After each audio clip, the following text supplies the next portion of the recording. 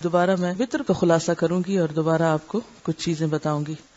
Actually اس کی تفصیل دوبارہ سے اور خلاصہ دوبارہ سے بتانے کا مقصد یہ بھی تھا کہ وطر پر عموماً بہت سوال آتے ہیں لوگوں کے. آپ جب دین کی بات کرنے نکلیں گے تو بہت زیادہ اس پر لے دے ہوگی. تو ایسے میں ایک تو یہ کہ صبر و تحمل سے کام لیں.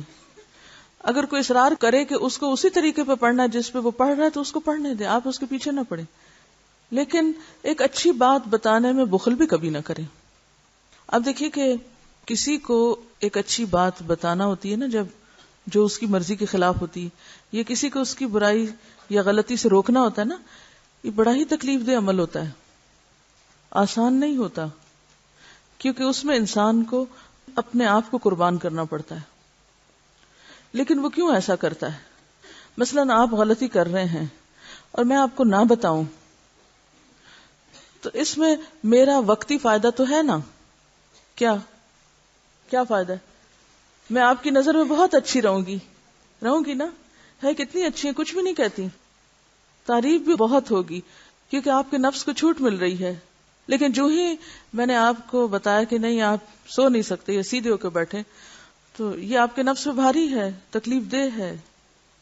لیکن شاید کوئی اس تڑپ کا اندازہ نہ لگا سکے کہ ایک شخص اگر دوسرے کو اس کی غلطی بتا رہا ہے تو کیوں بتا رہا ہے, کہ اس کے فائدے میں, کہ یہ شخص ایسے ہی سوتا رہ جائے گا, غفلت میں اس وقت کو کھو دے گا, غلط کام کرتے کرتے, چلے سونا غلط کاموں میں تو نہیں لیکن کلاس میں سونا بہرحال درست نہیں, یا چلے کلاس سے باہر نکل چلیں, کوئی اور غلطی آپ کر رہے ہیں. مثلا بعض لڑکیوں کے بارے میں مجھے شکایت پہنچی, مجھے نہیں معلوم درست ہے یا نہیں, کہ موبائل کا کچھ غلط استعمال ہوا ہے. وہ میں بھی کسی کا شک ہو, میں بھی درست ہو, کہ چھپ چھپ کے کچھ لوگ کرتے ہیں, آئی ڈونٹ نو. میں کسی کے تجسس میں نہیں جانا چاہتی, آپ سب موجود ہیں اور سب کو پتا ہے کہ کون کس کو کیا کرتا ہے, کیونکہ میں تو آپ کی محاسب نہیں ہوں نا, اللہ ہے. اگر آپ کسی کو بھی دھوکہ دیتے ہیں یا کسی انسان سے چھپ کے کوئی غلط بات کسی سے کر رہے ہیں جہاں نہیں کرنی چاہیے, یا منع ہے, اللہ نے منع کیا ہے, وہ میں نے منع نہیں کیا, آپ سب کو پتا ہے نا. گناہ کیا ہے اصل میں؟ گناہ کس کو کہتے ہیں؟ جو لوگوں سے چھپ کے کیا جائے, کہ آپ کو ڈر لگے کہ کسی کو پتا چل گیا تو وہ کیا کہے گا, ہے نا یہ. اب مثلا میں آپ کو دیکھتی ہوں تو ایک تو یہ کہ میں آنکھیں بند کر لوں, ایک یہ کہ میں آپ کو بتاؤں آپ غلط کام کر رہے ہیں. مجھے پتا جب میں آپ کو بتاؤں گی تو آپ کی نظر میں انتہائی مبغوض ہوں گی. اب اگر میں کسی کو دیکھ رہی ہوں کہ غلط کام کر رہا اور پھر میں اس کو نہیں روک رہی اور وہ اسی غلطی پہ مر جاتا ہے, وہی غلط کر کر کے ختم ہو جاتا ہے, تو میں نے اس کے ساتھ کیا خیر خواہی کی؟ تو یہ بھی تو تڑپنے کا ایک انداز ہے نا, کہ دوسرے کو غلطی کرتے ہوئے پکڑ لو, نہیں کرو غلطی. ٹھیک ہے انداز اچھا ہونا چاہیے, لیکن غلطی چھوڑو نہیں. یعنی غلطی دیکھتے ہوئے اسے برداشت نہیں کرو, اسے پی نہیں جاؤ, اسے چھوڑ نہیں دو, اصلاح کی فکر کرو. تو آپ جب تک یہ دل نہیں رکھیں گے کہ ایک طرف انتہائی ہمدردی اور دوسری طرف اپنی ذات کی قربانی, اس معاملے میں ایک ڈاکٹر کی مثال تھی کہ وہ جب کسی زخمی کو پٹی کرتی ہیں تو بڑے ہی سخت ہاتھ لگاتی, لیکن یہ ہوتا نہیں کہ ان کی ہوئی پٹی سے پھر مریض جو ہے اس کا زخم درست نہ ہو. مریض تو تڑپتا ہے, بعض اوقات روتا چیختا چلاتا بھی ہوگا, لیکن وہ اسی کے حق میں کہ اس کے سارے زخم پیپ ہر چیز سخت کر کے نکال کے اور پھر صحیح طور پہ پٹی کی جائے جو حق ہے اس کا. اب اس کا اینڈ ریزلٹ کیا ہے کہ مریض کو فائدہ پہنچے. لیکن ایسے ڈاکٹرز بہت بدنام ہوتے ہیں کہ جن کو دیکھ کے لوگ بھاگنا شروع کر دیتے ہیں. لیکن اصل ہمدردی کس چیز میں ہے؟ کہ دوسرے کے لیے تڑپ ہو. ٹھیک ہے, اس میں آپ جتنا بھی دوسرے سے رعایت کر سکیں, نرمی کر سکیں, ہمدردی کر سکیں, جو آخری دم تک ہو وہ کریں. اب جب آپ یہ وطر کا طریقہ کسی کو بھی بتائیں تو یہ سوچ کے نہیں بتائیں یہ سب غلط کر رہے ہیں اور ان کو یہی منوا کے چھوڑنا ہے اور ان کو اسی طریقے پہ لانا ہے اور ہم نے کسی خاص چیز کی چھاپ لگانی ہے لوگوں. یہ کوئی نیت اور غرض نہیں ہونی چاہیے. ہاں, علم چھپانا ایک جرم ہے. علم چھپانا کیا ہے؟ جرم ہے. مقابلے پر پیش کرنا کہ فلاں ایسا نہیں کرتا تو میں ذرا مقابلہ کر کے اس دلیل اور حجت کو قائم کروں, جیسے عام طور پر دینی مدارس میں ہوتا ہے, وہ بھی درست نہیں. کوئی آپ سے پوچھتا نہیں تو پیچھے پڑنے کی ضرورت نہیں, لیکن کوئی آپ سے پوچھتا ہے تو صحیح بات بتانا لازم ہوتا ہے. علم چھپانا درست نہیں. بنی اسرائیل کے علماء کیا کرتے تھے؟ یا تو مرضی کی باتیں بتاتے تھے جس سے لوگ خوش ہوں, یا پھر چھپا جاتے تھے جو ان کے مسلک کے خلاف ہوتی تھی بات. اب ایک طریقہ تو یہ ہے کہ میں آپ کو بتاؤں ہی نہ کہ وطر کس کس طریقے پہ آپ صلی اللہ علیہ وسلم نے پڑھے، اور یہ سب صحیح احادیث سے باتیں ثابت ہیں. ایک تو آپ کو بتاؤں ہی نہ، اور صرف وہی بتاؤں جو آپ کر رہے ہیں، اسی پہ چھاپ لگاؤں، ٹھیک ہے یہ بھی کر لو، صحیح ہے. اب عوام کو تو آپ اس طرح کہہ سکتے ہیں کہ اچھا ٹھیک ہے جو کر رہے ہو کرو تو صحیح، یہ نہ ہو کہ نماز ہی چھوڑ جاؤ 7 اور 9 کے چکر میں. تو ایسی صورت میں آپ نے کیا کرنا ہے؟ کسی کے پیچھے جا کے پڑھنا نہیں، خود عمل کرنا ہے، لیکن کسی کو نہیں کہنا، حتیٰ کہ وہ آپ سے پوچھیں. وہ جب پوچھیں تو صحیح بات بتانی، آپشنز دینی ہے کہ سنت میں یہ اور یہ اور یہ طریقہ ہے. جب آپ فرما رہے ہیں جو چاہے اتنا پڑھ لے، جو چاہے اتنا پڑھ لے، جو اتنا چاہے پڑھ لے، پھر میں اور آپ کیسے پابند کر سکتے ہیں لوگوں کو کہ تم 3 ہی پڑھو لازم یا 5 ہی پڑھو؟ کرنا چاہیے ایسے نہیں. ٹھیک ہے، تو ان معاملات میں سب سے زیادہ خدا کے خوف کی ضرورت ہے، دوسری انسانوں کی بھلائی، کہ ان سے کوئی چیز چھپی نہ رہ جائے. یعنی جب پہلی دفعہ یہ ساری چیزیں میں نے اپنی آنکھوں سے پڑھنا شروع کی، یہ کتابیں، تو میرے ذہن میں ایک ہی سوال آتا، ہمیں ابھی تک کیوں نہیں پتا چلا؟ ہمیں کیوں نہیں بتایا گیا؟ ہم نے کیوں نہیں جانا؟ یہ کیوں نہیں بتایا جاتا؟ یعنی ہمیشہ میرے ذہن میں ایک ہی سوال اٹھتا تھا، اتنی دیر سے کیوں پتا چلا؟ تو میں سمجھتی ہوں کہ آپ لوگوں کا حق ہے کہ آپ کو یہ باتیں لا کے سامنے ایمانداری کے ساتھ رکھی جائیں. آپ اس کو اپنی تبلیغ کی پرائرٹیز پہ مت رکھیے، قرآن چھوڑ کے، آخرت کی بات چھوڑ کے، لوگوں کی خیر خواہی اور بھلائی. آپ صلی اللہ علیہ وسلم نے جب حضرت معاذ کو بھیجا تھا یمن کی طرف، کیا کہا تھا؟ سب سے پہلے کیا کرنا؟ ایمان کی دعوت. سب سے پہلا کام ہے اللہ کی معرفت. ایک شخص آیا آپ کے پاس پوچھنے لگا سب سے اچھا کام کیا ہے؟ آپ نے فرمایا اللہ کی معرفت. اس نے کہا سب سے اچھا کام کیا؟ آپ نے کہا اللہ کی معرفت. کہنے لگا یا رسول اللہ صلی اللہ علیہ وسلم میں آپ سے یہ نہیں پوچھ رہا، میں آپ سے یہ پوچھ رہا ہوں سب سے اچھا کام کیا ہے؟ تو آپ نے فرمایا علم کے ساتھ تھوڑا سا عمل بھی کافی ہے. یعنی تمہیں بہت سے عمل پتا ہوں گے، مراد یہ تھی بہت سے عمل تمہیں پتا ہوں گے، لیکن اللہ کی معرفت نہیں ہے نا، اس کے بغیر ہی کیے چلے جا رہے ہو. تو جو تم شعور کے ساتھ کرو گے، معرفت کے ساتھ کرو گے، تو وہ تھوڑے بھی بہت ہو جائیں گے. تم زیادہ کاموں کا تو پوچھ رہے ہو، اور کیا کرنا ہے، اور کیا کرنا ہے، واٹ نیکسٹ، لیکن یہ نہیں دیکھتے کہ کس طرح کر رہے ہو. یہ بھی تو دیکھنا فرض ہے نا کہ کس روح اور کس جذبے کے ساتھ کر رہے ہو. تو سب سے پہلا کام کیا ہے؟ لوگوں کو اللہ کی طرف بلانا، اللہ کی معرفت. اگر آپ نے کسی کو اللہ کی معرفت نہیں دی تو خبردار جو ان کو آپ فروعی مسائل پہ لائیں. کوئی حق نہیں آپ کو جب تک اللہ اور رسول کی محبت نہ ڈالیں دلوں میں. یہ پہلا کام. اس کے بعد جب وہ کر لیں تو ایک سٹیپ اور، نماز. وہ کر لیں، زکوٰۃ. یعنی ایک کروا کے جب اس کو ایکسپٹ کر لیں، اس کے لیے تیار ہو جائے، پھر اگلی بات. اب آپ اس کو اپنے اوپر رکھ کے مت دیکھیں. آپ تو کئی سالوں سے قرآن پڑھا رہے ہیں. جو آپ کے سمجھ کا لیول ہے وہ عام لوگوں کا تو نہیں ہے کہ آپ چھوٹتے ہی جا کے ان کو کہیں تمہیں تو جاہل لوگو، تم کو تو پتہ ہی نہیں کہ 9 بھی وتر ہوتے ہیں اور 7 بھی ہوتے ہیں، آؤ میں تم کو بتاؤں، چاہے خود پڑھوں یا نہ پڑھوں، آؤ میں تمہیں بتاؤں. تو اس معاملے میں بے حد احتیاط کی ضرورت ہے. اتنا نازک معاملہ ہے یہ کہ ایک طرف اس بات کا تقاضا کرتا ہے کہ جو اللہ کے رسول صلی اللہ علیہ وسلم نے کیا اور فرمایا وہ لوگوں تک پہنچے، اور دوسری طرف اس طرح نہ پہنچے کہ وہ سنت کو جھٹلانا شروع کر دیں، جاؤ میں نہیں مانتا. وہ بھی پھر ہم گناہ گار ہوں گے اگر ہم نے ان کو اس طریقے پہ بتایا کہ وہ کہیں کہ ہم نہیں مانتے، جاؤ. یہ اور بڑا جرم ہو جائے گا. تو پہلا کام پہلے کریں، جو میں کئی دن سے آپ سے کہہ رہی ہوں، پہلا کام پہلے کرنا ہوگا. اور پہلا کام کیا ہے؟ اللہ کی معرفت، اللہ کی محبت، اللہ کے رسول صلی اللہ علیہ وسلم کی محبت. لیکن وہ پہلا کرتے کرتے اس کو بھولنا نہیں کہ ہمیں صحیح بات بھی بتانا ہے لوگوں کو. سب سے پہلی بات تو یہ یاد رکھنے کی ہے کہ وتر رات کی آخری نماز ہے. رسول اللہ صلی اللہ علیہ وسلم نے فرمایا وتر رات کے آخر میں 1 رکعت ہے. یہ صحیح مسلم کی روایت ہے، یہ آپ کا فرمان ہے، قول ہے. کیا کہ وتر رات کے آخر میں 1 رکعت ہے. حضرت عائشہ رضی اللہ تعالی عنہا سے مروی ہے کہ نبی صلی اللہ علیہ وسلم 1 وتر پڑھتے تھے. اور ابن عمر کی روایت ہے فَإِذَا خِفْتَ الصُّبْحَ فَأَوْتِرْ بِوَاحِدَةٍ، کہ جب صبح ہونے کا ڈر ہو تو 1 رکعت پڑھ لو. بنیادی طور پر اگر دیکھا جائے تو وتر نماز عشاء کے ساتھ کی چیز نہیں ہے، بلکہ ایک طرح سے نفل نماز کا تتمہ ہے. اگر آپ دیکھیں تو دن کی جو نمازیں جیسے فجر، ظہر، عصر کے بعد مغرب کی نماز کتنی ہے؟ 3 رکعت. ٹھیک ہے، یہ دن کی نمازیں بنتی ہے نا، یعنی دن کی آخری نماز کیا ہے؟ مغرب کی نماز. تو مغرب کی نماز میں فرض جو پڑھتے ہیں ہم، تو فرض بھی کیا ہے؟ وتر. باقی سارے جو فرض ہیں وہ کیا ہیں؟ جفت ہیں، یعنی 2 4 4، اور آخری نماز وتر ہے دن کی. اسی طرح رات کی آخری نماز بھی کیا ہے؟ وتر ہے. اور رات میں عشاء کے فرض کے علاوہ جو نوافل پڑھے جاتے ہیں، یعنی اگر آپ دن کی نمازیں دیکھیں تو 2 2 4 4، 2 سنت ہو یا فرض ہو سب کیا ہے؟ جفت. اور مغرب اس کو کیا کر دیتی ہے؟ ایک طرح سے طاق کر دیتی. اب رات کی نماز عشاء ہے، فرض ہیں، سنتیں ہیں، نفل ہیں، قیام اللیل ہے، تہجد ہے، جو کچھ بھی ہے، اس کو کیا چیز طاق کرتی ہے؟ ایک وتر کرتا ہے. ٹھیک ہے، تو وتر کی ویسے اہمیت کیا ہے؟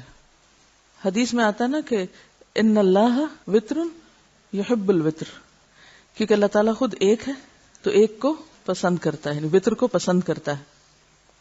اسی لیے آپ دیکھیں کہ عموماً جو تعداد بتائی جاتی ہے وہ بھی عموماً وہ کیسے ہوتی ہے؟ وتر میں ہوتی، طاق نہیں ہوتی. جیسے 3 ہے، 7 ہے، اسی طرح 33 بار پڑھنا ہے. تو زیادہ اگر آپ تعداد کو دیکھیں گے تو وہ بھی وتر میں. پھر اسی طرح 7 سماوات ہے. تو بہرحال اب یہاں کوئی مقابلے کی ضرورت نہیں، صرف ایک سوچ دینا مقصود ہے کہ وتر کرنا یا وتر پڑھنا جو ہے عبادات میں وہ ایک پسندیدہ عمل ہے. اسی لیے جمہور کی رائے یہی ہے کہ وتر کی قضا ہوگی، اگرچہ وہ فرض نہیں ہے. اب سنت نفل کی تو قضا نہیں ہے نا، لیکن وتر کی قضا ہوگی. اب دوسری بات ہے وتر کی تعداد. تو وتر کی تعداد زیادہ سے زیادہ کیا ہے؟ 9، اور کم سے کم 1. اب یہ یاد رکھیے کہ اگر آپ 9 رکعتیں پڑھیں تو آخری رکعت سے پہلے آپ تشہد بیٹھیں گے، یعنی 8 پڑھ کے اتحیات پڑھ کے پھر 1 پڑھیں گے. اس کی دلیل کیا ہے؟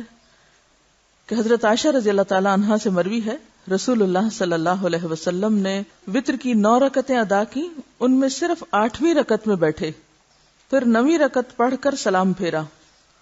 یہ صحیح مسلم کی روایت ہے، آپ اس کو چیک بھی کر سکتے ہیں، صحیح مسلم میں حدیث نمبر 746 ہے.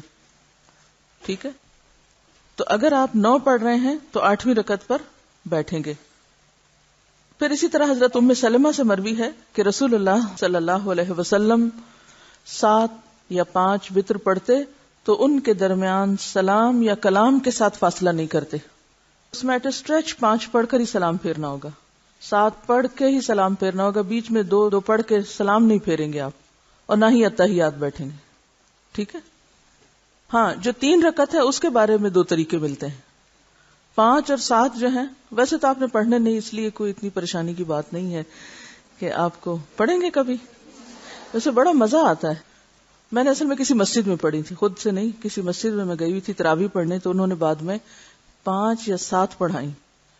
تو وہ ایک نئی چیز تھی نا، تو ہر نئی چیز اپنے اندر ایک اٹریکشن بھی رکھتی، تو اس میں واقعی ایک لطف آیا. عموماً ہوتا پتہ کیا، جب ہم نماز شروع کرتے ہیں نا تو تھوڑا سا شیطان حاوی ہوتا ہے، ذرا سی سستی کرتا ہے، پھر ہم جب پڑھنے لگ جاتے ہیں تو پھر کیا ہوتا ہے، پھر آسان ہونے لگتی ہے، پھر مزہ آنے لگتا ہے. شاید اسی وجہ سے آپ صلی اللہ علیہ وسلم نے تہجد کی نماز میں پہلی 2 رکعتیں ہلکی پڑھی تاکہ ایک دفعہ داخل تو ہوں. جیسے نماز سے پہلے وضو ذرا تھوڑا سا ایک رکاوٹ ہوتی ہے، اچھا کرتے ہیں، وضو کر لیتے ہیں تو نماز آسان ہو جاتی. یعنی اگر وضو ہو یا وضو کر لیا جائے تو نماز آسان لگتی ہے بنسبت اس کے کہ آپ اس طرح سوچیں کہ اچھا نماز پڑھنی ہے اور ابھی وضو بھی کرنا ہے، تو وہ ذرا سا ایک فرق سچویشن ہوتی. تو اسی طرح جب آپ پہلی 2 رکعت ہلکی پڑھ لیتے ہیں، جیسے فجر کی بھی پہلی 2 رکعتیں ہلکی ہیں سنت کی، آپ پہلی رکعت میں قل یا ایھا الکافرون اور دوسری میں قل ھو اللہ پڑھتے تھے، اور پھر طویل قرات کرتے تھے فرض میں. تو اسی طرح یہاں پر بھی ہم دیکھتے ہیں کہ اگر آپ 5 رکعت کٹھی پڑھ رہے ہیں یا 7 رکعت کٹھی پڑھ رہے ہیں تو آپ 1 پڑھیں گے 2، تو پڑھتے پڑھتے ایک طرح سے مزہ بھی آنے لگتا ہے. تو اب خلاصہ آپ اپنے ہاتھوں پہ کر لیجیے کہ 9 پڑھنے کا طریقہ بتائیے. 8ویں رکعت پہ تشہد اور 9ویں پہ سلام. 7 پڑھنے کا طریقہ جی ایٹ اسٹریچ ایک ہی ساتھ 7 پڑھ کے ایک ہی دفعہ سلام پھیریں گے، بیچ میں نہ سلام نہ کلام اور نہ ہی تشہد. سلام کلام سے مراد وہ السلام علیکم جو نماز کا سلام، ویسے سلام نہیں. ٹھیک ہے. 5 کیسے پڑھیں گے؟ جی ہاں. اب 3 کیسے پڑھیں گے؟ 2 طرح سے. ایک طریقہ یہ ہے کہ 2 رکعت پڑھ کے سلام پھیر کے، اور اگر کوئی بات بھی کرنی پڑے چھوٹی موٹی تو کر کے پھر 1 رکعت پڑھ لی. اور دوسرا طریقہ ایک ہی اسٹریچ میں 3. اور 1 کیسے پڑھیں گے؟ بس 1 پڑھ لیں گے. ٹھیک ہے. اب آپ کہیں گے یہ کیا 9 پڑھنے کا طریقہ الگ، 3 کا الگ، 5 کا الگ؟ تو ایسا ہی پڑھا گیا. کوئی ہوگی حکمت، اگر ہمیں ابھی سمجھ نہیں آ رہی کیونکہ ہم نے ابھی اتنا غور ہی نہیں کیا اس میں، لیکن جیسے پتا چلا ویسے کر لینے میں حرج کیا ہے. میں تو بعض اوقات یہ سمجھتی ہوں کہ یہ ہمارے چھوٹے چھوٹے ٹیسٹ ہوتے ہیں اطاعت کے، کہ عموماً وہ چیز ماننا زیادہ آسان ہوتی ہے جس کے پیچھے کوئی لاجک ہو یا جو ہمیں سمجھ آ جائے، اور وہ چیز ماننا مشکل ہوتی ہے جس کے پیچھے کوئی لاجک نہ بنے اور ہم کہیں اس کی تو کوئی سینس ہی نہیں بن رہی. عام طور پر یہ اس کے لیے میں نہیں کہہ رہی، عام طور پر ہم جب کوئی کام نہیں کرنا چاہتے تو کیا کہتے ہیں؟ اس کی سینس نہیں بن رہی. تو وہ پھر ہم اپریشیٹ نہیں کرتے، ہم اس کو کرنا نہیں چاہتے. لیکن جس چیز کی ہمیں سمجھ آ جائے، جو ہماری عقل میں سما جائے، جس کا ہمیں فائدہ پتا چل جائے، پھر اس کو کرتے ہوئے دیر بھی نہیں لگتی. تو پھر جب نفس راضی ہو جاتا ہے تو پھر کرنا بھی اچھی بات ہے، لیکن جب نفس راضی نہ ہو اور پھر کرا جائے تو اس کا 1 گنا اور اجر مل جاتا ہے انسان کو. تو حدیث میں آپ کو سنا دیتی ہوں کہ رسول اللہ صلی اللہ علیہ وسلم 7 یا 5 وتر پڑھتے تو ان کے درمیان سلام یا کلام کے ساتھ فاصلہ نہیں کرتے تھے. یہ صحیح ابن ماجہ جو ہے البانی کی، اس میں حدیث موجود ہے، حدیث نمبر 980. خود بھی آپ ریفرنس پہ جا کے چیک کر لیجئے کتابوں میں. حضرت عائشہ سے روایت ہے کہ آپ 5 وتر پڑھتے اور ان میں صرف آخری رکعت میں بیٹھتے، یعنی 5 پڑھ کے کھڑے ہوتے جاتے. حضرت ابو ایوب انصاری کہتے ہیں کہ رسول اللہ صلی اللہ علیہ وسلم نے فرمایا وتر ہر مسلمان پر حق ہے. جسے 5 وتر پڑھنا پسند ہو وہ ایسا کر لے، جسے 3 پڑھنا پسند ہو وہ ایسا کر لے، جسے 1 پڑھنا پسند ہو وہ ایسے کر لے، یعنی 1 پڑھ لے. ویسے عبادات کے معاملے میں ہمیں کم تعداد زیادہ پسند ہوتی ہے، دنیا کے معاملے میں، مال کے معاملے میں، دنیاوی فائدوں میں ہمیں زیادہ چیزیں زیادہ پسند ہوتی ہیں. حضرت ابو ہریرہ سے روایت ہے کہ نبی صلی اللہ علیہ وسلم نے فرمایا 3 رکعت وتر نہ پڑھو اور مغرب کی نماز سے مشابہت نہ کرو. اس کا یہ مطلب نہیں کہ 3 پڑھنا منع ہے، وہ تو مراد اس سے یہ ہے کہ مغرب کی طرح 3 نہ پڑھو، یعنی 2 تشہد والی جو ہے یہ مراد ہے. ابن حجر نے اس کی یہی وضاحت کی ہے. اب آپ دیکھیے کہ وتر کا جو حکم ہے اس پر بعض کہتے ہیں کہ یہ واجب ہے، بعض کہتے ہیں سنت مؤکدہ ہے. امام ابو حنیفہ سے یہ بھی روایت ہے کہ وہ کہتے ہیں وتر فرض ہے، یعنی فرض کے درجے میں اس کو کرتے ہیں. یعنی کہ اس میں علماء یہ تو نہیں کہتے کہ نفل کے درجے میں، یہ کسی نے نہیں کہا کیونکہ اس کی تاکید بہت ہے، لیکن اس میں تھوڑا تھوڑا فرق ہے. کسی نے اس کو فرض کے درجے میں، کسی نے اس کو واجب کے، کسی نے اس کو سنت مؤکدہ کے درجے میں کہا ہے. حضرت علی رضی اللہ تعالیٰ عنہ سے مروی ہے، ترمذی کی روایت ہے کہ وتر فرضوں کی طرح حتمی اور لازمی نہیں بلکہ سنت ہے جسے رسول اللہ صلی اللہ علیہ وسلم نے مقرر فرمایا، یعنی فرض کی طرح نہیں ہے بلکہ آپ کی مقرر کردہ سنت ہے. پھر اس کے بعد وتر کا وقت کیا ہے؟ آپ کو کیا سمجھ آیا تھا؟ وتر کا وقت کیا ہے؟ عشاء کے بعد سے لے کر طلوع فجر تک ہے. حضرت خارجہ بن حذافہ سے مروی ہے کہ رسول اللہ صلی اللہ علیہ وسلم نے فرمایا وتر کا وقت نماز عشاء کے بعد سے طلوع فجر تک ہے. حضرت ابو سعید رضی اللہ تعالیٰ عنہ سے مروی ہے کہ نبی صلی اللہ علیہ وسلم نے فرمایا صبح سے پہلے وتر پڑھو. تو اس سے کیا پتہ چلتا ہے کہ جس کو یہ ڈر ہو کہ وہ اٹھ نہیں سکے گا تو وہ رات کو عشاء کے ساتھ ہی پڑھ لے، اور جو اٹھنے والا ہے وہ صبح ہونے سے پہلے تہجد کے بعد پڑھے. یہاں ایک اور مسئلہ بھی واضح کرنا بے حد ضروری ہے کہ آپ نہ ان لوگوں میں سے ہیں جو ریگولرلی تہجد پڑھتے ہیں اور نہ ان لوگوں میں سے ہیں جو کبھی نہیں پڑھتے.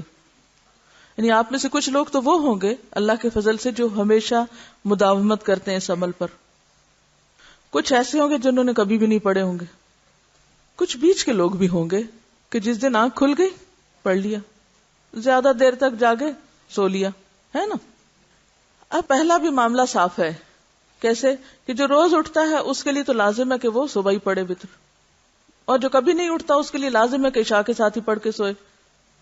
اور جو بیچ کی کیٹیگری ہے کبھی اٹھ کے کبھی نہیں، لیکن نہ کرنے سے بہتر ہے کہ جب اللہ توفیق دے، کیونکہ بعض لوگ کی ایسی مجبوریاں ہوتی ہیں، ایسے کام ہوتے ہیں کہ جس میں چاہت کے باوجود وہ روز نہیں اٹھ پاتے، تو نیت وہ کر کے سوتے ہیں اچھا اللہ نے اٹھایا اٹھ جائیں گے، لیکن پھر اٹھ سکتے ہیں کبھی نہیں اٹھ سکتے.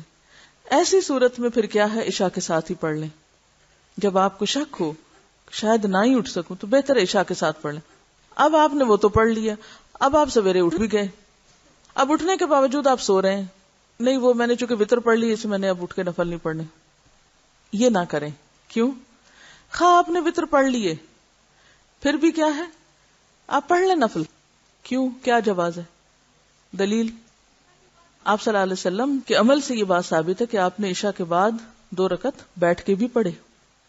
ابھی میں نے آپ سے عرض کیا کہ وتر جو ہے وہ طاق کرتا ہے رات کی نماز کو، تو خواہ آپ اس کو پہلے پڑھ لیں یا بعد میں پڑھیں، وہ وتر تو وتر ہی رہے گا نا، یا نہیں؟ سمجھ گیا ہماری بات؟ آپ نے رات کی آخری نماز وتر کر لی، سویرے اٹھ کھڑے ہوئے، اب آپ نفل پڑھنا چاہتے ہیں. اب آپ سوچتے ہیں نہیں چونکہ آخری نماز وتر ہونی چاہیے، اب شاید نفل میرے پابندی لگ گئی، میں نفل نہیں پڑھ سکتی. بعض اوقات ایسا ہوتا ہے نا، آپ عشاء پڑھ کے سو جاتے ہیں اور آپ کی اچانک آنکھ کھل جاتی ہے، کوئی برا سا خواب دیکھ لیتے ہیں، آپ کی نیند اڑ جاتی ہے، یا کوئی ایسی خدا نخواستہ، اب آپ کا کیا دل چاہتا ہے اٹھ کے کچھ نفل پڑھ لیں. کوئی خیال آ جاتا ہے استخارہ کرنا، کوئی حاجت کا ہوتا ہے نا، ایسے کئی دفعہ. انسانی زندگی ہے، اس میں ہر چیز ایک روٹین پہ نہیں چلتی.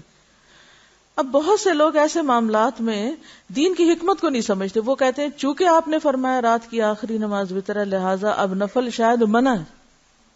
تو منع نہیں فرمایا ساتھ آپ نے، ٹھیک ہے. اگر آپ نے اٹھ کے حاجت کے یا استخارے کے یا کوئی بھی نفل پڑھ لیے تو اس کا جواز موجود ہے. یعنی یہ کہنا کہ آخری نماز وہ بناؤ، یہ ہے معمول کی بات، آئیڈیل سچویشن، اور ہمیشہ ایک گرے ایریا بھی ہوتا ہے، یہ ایک ایکسپشنل صورت بھی ہوتی ہے. تو ایکسپشنل صورتیں آپ کو پتہ ہونی چاہیے رخصت اور جواز کی. اب ہماری مشکل پتہ ہے کیا، ہم رخصت کو کیا بنا لیتے ہیں اصل، یعنی ہم اس طرف چل پڑتے ہیں جس سے کام خراب ہوتا ہے. قنوت کے بارے میں ایک سوال آیا تھا کہ کیا صرف یہی قنوت پڑھنی، نہیں دوسری قنوت بھی پڑھ سکتے ہیں آپ، اس کے علاوہ بھی دعائیں پڑھ سکتے ہیں، ٹھیک ہے. حضرت علی کی روایت میں آتا ہے کہ رسول اللہ صلی اللہ علیہ وسلم اپنے وتر کے آخر میں یہ دعا پڑھتے تھے، اللہم انی اعوذ برداک من سخطک وبمعافاتک من عقوبتک واعوذ بک منک لا احصی ثناء علیک انت کما اثنیت علی نفسک. یہ دعا پیچھے گزر چکی ہے، ٹھیک ہے. ہاں اب ایک سوال اور، کہ اگر کوئی شخص صبح اٹھ گیا رات کو وتر پڑھ چکا تھا تو اب نفل اس نے پڑھے تو کیا پھر وتر پڑھے؟ پھر نہیں پڑھے گا. کیوں؟ اس لیے کہ وہ تو جفت کر دے گا، ٹھیک ہے. کیونکہ ایک رات میں آپ نے کیا فرمایا تھا، ہاں یہ ضرور آپ نے فرمایا کہ ایک رات میں 2 وتر نہیں ہے. واضح معاملہ. کسی نے پوچھا تھا کہ اگر دعائے قنوت نہ پڑھی جائے تو کیا سجدہ سہو ہوگا؟ نہیں، سجدہ سہو نہیں ہوگا. یعنی وتر دعائے قنوت کے بغیر بھی ہو جاتے ہیں. اگر بھول گئے کبھی آپ یا ویسے جان کے نہیں پڑھا تو کوئی حرج نہیں. دیکھیے جو حرم کعبہ میں ہوتا ہے ہم ان کو نہیں معیار بنائیں گے، ٹھیک ہے. نہ ہم جمع غفیر دیکھیں گے، نہ ہم اکثریت کو دیکھیں گے، نہ اپنی رائے اور اپنے آباء و اجداد کو دیکھیں گے. میں نے تو اپنی زندگی میں ایک اصول بنایا ہوا، کہیں کسی وقت کوئی بہتر چیز مجھے ملے گی تو میں کچھ بھی نہیں دیکھوں گی، اس کو لے لوں گی، اور کہیں سے بھی ملے گی. کیونکہ حضور صلی اللہ علیہ وسلم نے کیا فرمایا کہ حکمت کیا ہے مومن کی. بعض لوگوں کو تھوڑا سا اچھا نہیں لگتا جب میں کبھی چائنیز یا جاپنیز یا کسی اور کی بات کرتی ہوں، وہ سمجھتے ہیں کہ شاید دین کی مجلس میں صرف دین کی بات ہونی چاہیے. آپ دیکھیے ہم دنیا میں بھی تو رہتے ہیں نا. آپ صلی اللہ علیہ وسلم نے کیا دوسری اقوام سے صرف نفرت ہی کا سبق دیا ہے اور یہ بتایا کہ اگر وہ کوئی اچھا کام بھی کریں تو اس کو اپریشیٹ نہ کیا جائے کیونکہ وہ مسلمان نہیں؟ ایسا نہیں ہے. حضرت سلمان فارسی نے جب ایرانیوں کے طریقے پر جنگ خندق میں خندق کھدوائی تھی تو آپ نے کہا یہ بدعت ہے؟ نہیں. جب جنگ بدر کے قیدیوں سے آپ نے جو مشرک تھے مدینہ کے بچوں کو پڑھوایا تھا تو اس سے کیا پتہ چلتا ہے کہ نان مسلم سے نہیں سیکھنا چاہیے. اگر کوئی نان مسلم ٹیچر ہو تو نہ سیکھا جائے، سیکھا جائے. ہمیں ایک فکر ضرور کرنی چاہیے کہ کہیں وہ وہاں سے وہ سب کچھ نہ لے آئے جو ہمارے دین میں درست نہیں. اس کے لیے ان کو کچھ کہنے کی بجائے اپنا محاذ مضبوط کریں، اپنے بچوں کو اسٹرانگ کریں، کیونکہ انہیں اسی ماحول میں جینا ہے. اگر آج آپ ان کو بہت پروٹیکٹڈ بھی پالیں گے نا تو کیا ہوگا، وہ فیس نہیں کر سکیں گے دنیا کے چیلنج، خوف زدہ رہیں گے، ان سے ایکسپوجر نہیں ہوگا تو چیلنجز کا مقابلہ نہیں کر سکیں گے. اور یہ وجہ کہ آپ نے دیکھا ہوگا کہ جو مائیں اپنے بچوں کو بہت ڈھانک لپیٹ کے پالتی ہیں وہ بچے بیماریاں برداشت ہی نہیں کر پاتے، کبھی کسی چیز سے کبھی کسی چیز سے متاثر ہوتے رہتے ہیں. اور اس کے برعکس آپ نے کئی لوگوں کو دیکھا ہوگا وہ بچوں کو ہلکے پھلکے کپڑے میں، کوئی ان کو بیماری نہیں، کچھ نہیں، جیسا تیسا پانی پلائیں، کچھ کریں. ٹھیک ہے اس میں بھی کئی خرابیاں ہوتی ہیں جب حد سے بڑھ جاتے ہیں، لیکن عموماً بہت زیادہ پروٹیکشن کسی چیز کی جو ہے وہ بعض اوقات نقصان دہ بھی ہونے لگتی ہے، تو امیون ہو جاتے. اس کے لیے بہتر ہے کہ اندر سے سسٹم جو ہے اس کو اسٹرانگ کیا جائے. اب یہی سے دوبارہ دیکھتے ہیں اسی کو مزید وضاحت، کیونکہ شاید اس کتاب کو آپ کو آگے کہیں بتانا یا پڑھانا پڑے تو آپ اس کو زیادہ بہتر طور پر کر سکیں. پیج 235 سے دیکھ لیجئے. حضرت ابی ابن کعب فرماتے ہیں رسول اللہ صلی اللہ علیہ وسلم 3 وتر پڑھتے اور دعائے قنوت رکوع سے پہلے پڑھتے تھے. ٹھیک ہے، تو بعض لوگ رکوع میں جا کے پھر کھڑے ہو کر پھر ہاتھ اٹھا کے، یعنی رفع الیدین کے بعد پھر ہاتھ اٹھا کے پڑھتے ہیں. تو یہاں پر یہ جو روایت ہے نسائی کی، اس میں کیا ہے کہ آپ 3 وتر پڑھتے اور دعائے قنوت رکوع سے پہلے پڑھتے.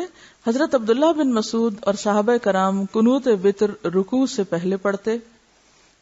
وتر میں رکوع کے بعد قنوت کی تمام روایات ضعیف ہیں. جو روایات صحیح ہیں ان میں صراحت نہیں، کیا ہے، ان میں کوئی صراحت نہیں کہ آپ کا رکوع کے بعد والا قنوت قنوت وتر تھا یا قنوت نازلہ. قنوت نازلہ میں تو ہمیں پتہ چلتا ہے کہ رکوع سے اٹھ کر، لہذا صحیح طریقہ یہ ہے کہ وتر میں قنوت رکوع سے قبل کیا جائے. ٹھیک ہے. اب اس میں آپ دیکھیے کہ کوئی صراحت نہیں کہ ہاتھ اٹھائے جائیں.